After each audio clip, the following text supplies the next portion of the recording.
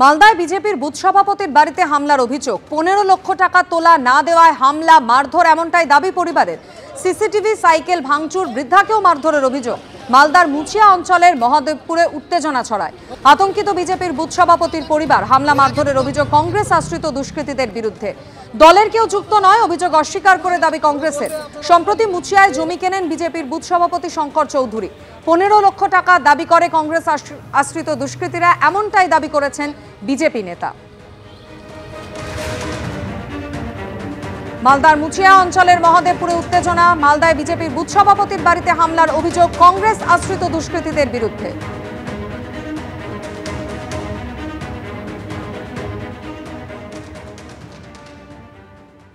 SIR এর প্রতিবাদে ঠাকুরনগরে all India Matua মহাসংঘের অনশন কর্মসূচির আজ ৬ষ্ঠ দিন। অনশন মঞ্চে গিয়েছেন মমতা ঠাকুর। সমীরণ পাল আমাদের প্রতিনিধি সরাসরি আমাদের সঙ্গে রয়েছেন। সমীরণ, দেখতে পাচ্ছি আমরা সেই ছবি, আরো দুজন তারা অসুস্থ হয়ে পড়েছেন। শারীরিক অবস্থা এখন কেমন রয়েছে, কি জানতে পারছো? দেখো, আরো দুজন আজ সকালবেলা কিছুক্ষণ আগে তাদের চাঁদপাড়া গ্রামীণ হাসপাতালে নিয়ে যাওয়া হয়েছে, নগেন মণ্ডল এবং গোপাল চক্রবর্তীকে। আমরা এই মুহূর্তে রয়েছি অনশন মঞ্চে। ক্যামেরাম্যান শুভঙ্কর তোমার ছবিটা দেখাচ্ছে যে আজকে যে অনশন মঞ্চ, সেখানে বাকিদেরও স্বাস্থ্য পরীক্ষা চলছে এবং অনেকেই এখনও অসুস্থ রয়েছে। আরও 3 জনের অসুস্থ রয়েছে এবং তুমি ছবিতে দেখতেও পাচ্ছ, শুভঙ্কর ছবিটা দেখাচ্ছে যে তারা খুবই অসুস্থ হয়ে পড়েছেন। আজকে 6ষ্ঠ দিনে পড়েছেন।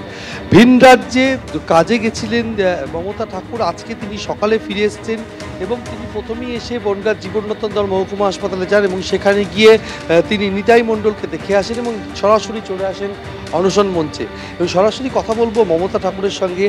আজকে যে 6ষ্ঠ দিনে পড়লো আপনাদের এই আমরণ অনশন, আপনি আশঙ্কা করেছেন 1 কোটি মতুয়া ভোটারের নাম বাদ যাবে, কিন্তু এই শ্রীরাম ঠাকুরনগরে আজকে 6ষ্ঠ দিন অনশন চলছে। কতদিন এভাবে চালিয়ে যাবেন?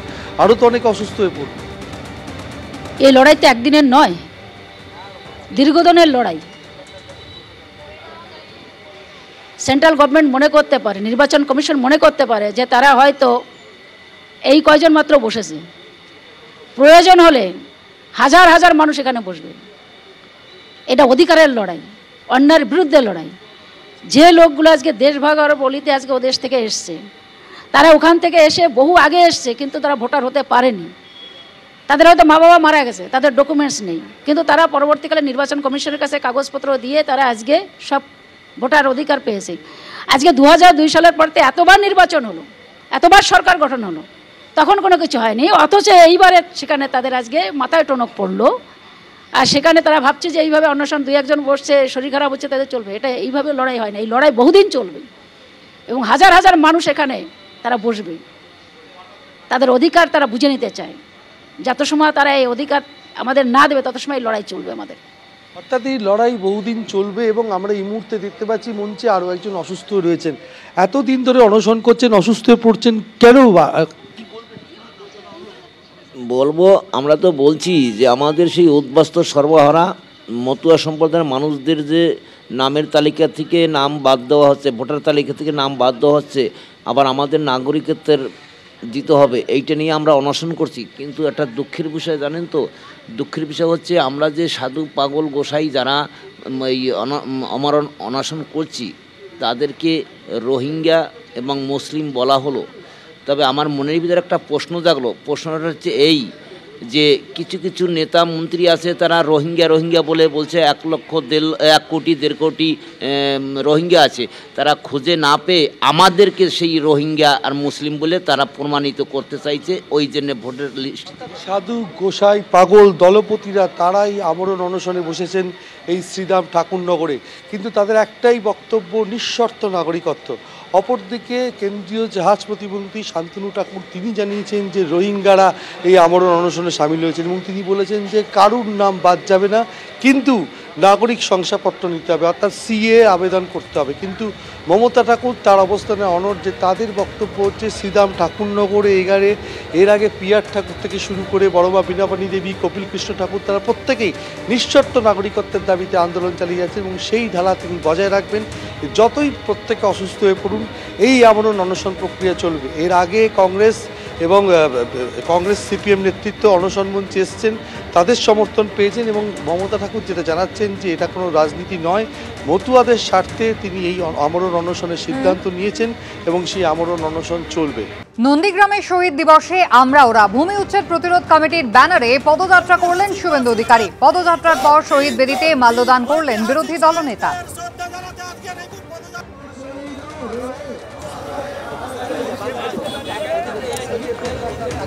শহীদ বেদির পাশে সামান্য দূরত্বে তৃণমূল আর বিজেপি উভয় পক্ষের মঞ্চ।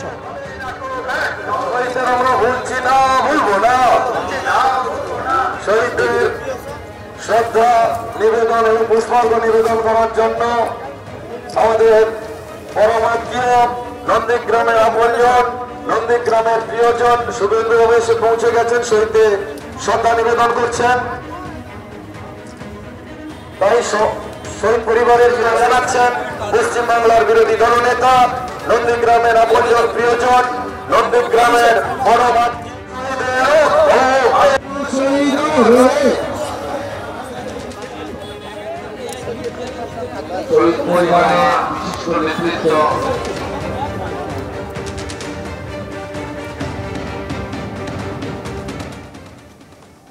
শুভেন্দু অধিকারীর কর্মসূচির পরে শহীদ বেদি ধুয়ে নিজেদের কর্মসূচি পালন করল তৃণমূল কংগ্রেস। জেলা পরিষদের সভাধিপতি উত্তম বাড়ি এবং সহ অনেক আমাদের এই অনুষ্ঠান কাকতালীয় অনুষ্ঠান নয়, আমাদের এই অনুষ্ঠান 2007 এখানে নিষ্কাশিত নির্যাতিত রাজ্যের মুখ্যমন্ত্রী বিক্রম গোকুলনগরের অনেক মানুষ সর্বহারা সর্বশান্ত কেসে কেসে জর্জরিত। অন্তর্পুর জেলা পরিষদের সভাধিপতি উত্তম বাড়ি এবং সহ সকাল সকালে নন্দীগ্রামে পৌঁছে পদযাত্রা করলেন বিরোধী দলনেতা এবং তিনি দাবি করলেন প্রত্যেক বছর তারাই শুধু এই দিনটা পালন করে, তৃণমূল ভোটের বছরে পরিযায়ী নেতাদের নিয়ে আসে। আমরা প্রত্যেক বছরই করি। এখন বর্তমান নতুন রাজনৈতিক পরিস্থিতির উপরে দাঁড়িয়ে তৃণমূল কংগ্রেসও করে, তারাও স্থানীয় স্তরে নেতাদের দিয়ে করে। তবে যে বছর নির্বাচন থাকে সেই বছর ওদের কলকাতা থেকে পরিযায়ী নেতারা আসে। এই আন্দোলনে তৃণমূলও ছিল, বিজেপিও ছিল এবং লালকৃষ্ণ আদবানির অবদান তো অস্বীকার করা যায় না। তিনি তো প্রথম এসে অবরোধ তুলেছিলেন। তার যে কমান্ডোরা এসেছিলেন এনএসজি, তারাই তো খেজুরির দিকে সব অবরোধ উনিই তুলেছিলেন। 15ই মার্চ মানে যেদিন গণহত্যার একদিন পরে উনি, সুষমা স্বরাজজি, রাজনাথ সিংজি তারাই এসে অবরোধ তুলেছিলেন। নন্দীগ্রামে ক্ষতিপূরণ নিয়ে মমতা বন্দ্যোপাধ্যায় বৈষম্য করেছেন। যারা বিরোধী দলনেতার সঙ্গে ছিলেন নন্দীগ্রামে সেই 4 পরিবারকে কোনো সাহায্য দেওয়া হয়নি, এমনটাই অভিযোগ আজকে করেছেন বিরোধী দলনেতা। আপনি যেদিন এখানে মিটিং করে বলেন যে ছোট বোন নন্দীগ্রাম, বড় বোন ভবানীপুর, এই মিটিংটা হয়েছিল শেরখা চকে, তেকালি ব্রিজের গায়ে। সেখানে আপনি ঘোষণা করেছিলেন আমি দাঁড়াবো এখানে। সেই দিন যারা ক্ষতিপূরণ পায়নি প্রথম দফায় 5 লক্ষ টাকা করে হাইকোর্টের অর্ডারে, তাদেরকে 4 লাখ টাকা করে আপনার সরকার দিয়েছিল, ডিএম দিয়েছিল। 4 জন ওই কর্মসূচিতে যায়নি বলে, আমার সঙ্গে বিজেপিতে গেছিল বলে আপনি তাদেরকে টাকা দেননি। আপনি মুখ্যমন্ত্রী হতে পারেননি সবার, আপনি ভাইপোর পিসি হতে পেরেছেন, আপনি মৌলবাদীদের নেত্রী হতে পেরেছেন, আপনি সকলের মুখ্য। সেদিন আপনি 4 জনকে 4 লাখ টাকা করে দেননি। আমি 3 বছর ধরে আমার রোজগারের অর্থ থেকে 20,000 30,000 করে করে এই 4 জনকে 16 লক্ষ টাকা আমি দিয়েছি। অর্থটা তো মমতা ব্যানার্জির ব্যক্তিগত নয়, তৃণমূলের ফান্ডেরও নয়। অতএব কেন এই যে ঘটনাগুলো, এগুলো তো আপনি অস্বীকার করতে পারবেন না। আর আমি তথ্য দিয়ে, ডেট দিয়ে, সত্যটাও আমি ছাড়বো না। শুধুমাত্র ভোটের আগে পরিযায়ী নেতাদের দেখা যায়, আমার সেই কথাটা শুনে তো আমাদের বক্তব্য মনে পড়ে গেল, যেখানে আমরা বারবার বলে থাকি যে শুধুমাত্র বাংলায় নির্বাচন এলেই দিল্লি থেকে নেতারা উড়ে উড়ে হেলিকপ্টারে করে, প্লেনে করে বাংলায় আসেন। যাদের উত্তরবঙ্গের বন্যায়, ঘাটালের বন্যায়, আমতার বন্যায়, ঝড়ে জলে, আমফানে, ফণিতে, করোনায় কখনো দেখা যায় না যে আপনি সবার মুখ্যমন্ত্রী হতে পারেননি মমতা বন্দ্যোপাধ্যায়কে উদ্দেশ্য করে। আরে শুভেন্দু বাবু, মমতা বন্দ্যোপাধ্যায় সবার মুখ্যমন্ত্রী হতে পেরেছে বলে আজকে লক্ষ্মীর ভান্ডার থেকে কন্যাশ্রী, খাদ্যসাথী বিজেপির লোকও পায়, সিপিএম এর লোকও পায়, তৃণমূলের লোকও পায়। কিন্তু আপনি সেই নেতা যিনি নন্দীগ্রামের বুকে দাঁড়িয়ে, যিনি কলকাতার বুকে দাঁড়িয়ে চিৎকার করে বলেছেন আমি মুসলমান, আমি সবার বিধায়ক নই, আমি শুধু হিন্দুদের বিধায়ক। আপনি কত বড় নির্লজ্জ, একটা নির্দিষ্ট ধর্মের বিধায়ক বলে আপনি নিজেকে পরিচয় দিয়েছেন। এসআইআর আবহে গত কয়েকদিন ধরেই শুভেন্দু অধিকারী তিনি কিন্তু বারবার বলছেন বদলার প্রয়োজনেই বদলের দরকার রয়েছে, আর আজকে নন্দীগ্রামে দাঁড়িয়ে তিনি আসল পরিবর্তনের ডাক দিয়েছেন। আসল পরিবর্তন 11তে হয়নি, আমরা ভুল করেছি। একজন পরিবারবাদী, দুর্নীতিগ্রস্ত, বেকারদের সর্বনাশকারী, হিন্দু নিধনকারী এবং কার্যত উত্তর কোরিয়ার প্রশাসকের মতো প্রতিহিংসা পরায়ণকারী, তাকে এখানে মুখ্যমন্ত্রী করার ক্ষেত্রে আমাদেরও অবদান ছিল। আমরা স্বীকার করি আমরা ভুল করেছি। জনগণকে নিয়ে আমরাই আসল পরিবর্তন আনব। বোতলের পরিবর্তন হয়েছে, মদের পরিবর্তন হয়নি। পরিবর্তনের কথা বলছেন শুভেন্দু অধিকারী এবং নন্দীগ্রামে আজকে শহীদ দিবসের যে অনুষ্ঠান সেখানে গিয়ে নন্দীগ্রামের মাটিতে দাঁড়িয়ে তিনি আসল পরিবর্তন আনার কথা বলছেন। 2011 সালে আসল পরিবর্তন হয়নি এমনটাই তার দাবি। তৃণমূল মুখপাত্র অরূপ চক্রবর্তী আমাদের সঙ্গে রয়েছেন টেলিফোন লাইনে। অরূপবাবু, কি বলবেন? শুভেন্দু অধিকারী তিনি বলছেন 2011 সালে ভুল হয়ে গিয়েছিল, আসল পরিবর্তন আনা হয়নি, যাকে আনা হয়েছে তিনি পরিবারবাদী, তিনি প্রতিহিংসা পরায়ণ।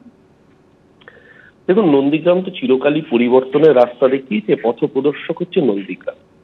শুভেন্দুর একটা কথা ঠিক যে নন্দীগ্রামই পরিবারবাদী দুর্নীতিগ্রস্তকে বাংলার রাজনীতির ময়দানে উজ্জ্বল করেছিল। সেই পরিবারবাদী দুর্নীতিগ্রস্ত, যার বাবা ছিল এমপি, যার দাদা ছিল এমপি, যার ভাই ছিল পুরসভার চেয়ারম্যান, যে নিজে হয়েছে বিরোধী দলনেতা, নন্দীগ্রামই তো তাকে লোডশেডিং হলেও করিয়েছে। লোডশেডিং না হলে হতো না, কিন্তু লোডশেডিং হলেও তো সে হয়েছে লিডার অফ অপোজিশন।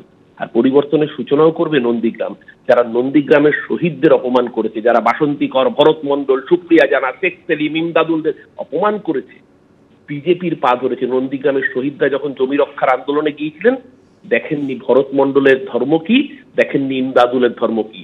ওই নন্দীগ্রাম যেখান থেকে নির্বাচিত হয়েছিলেন ফিরোজা বিবি, আর সেই শুভেন্দু বলেছিল মুসলমান বিধায়কদের চ্যাংদোলা করে বের করে দেবো। ফিরোজা বিবি যদি আজকে থাকতেন, ফিরোজা বিবিকেও কি চ্যাংদোলা করে বের করার হুঙ্কার দিতেন শুভেন্দু?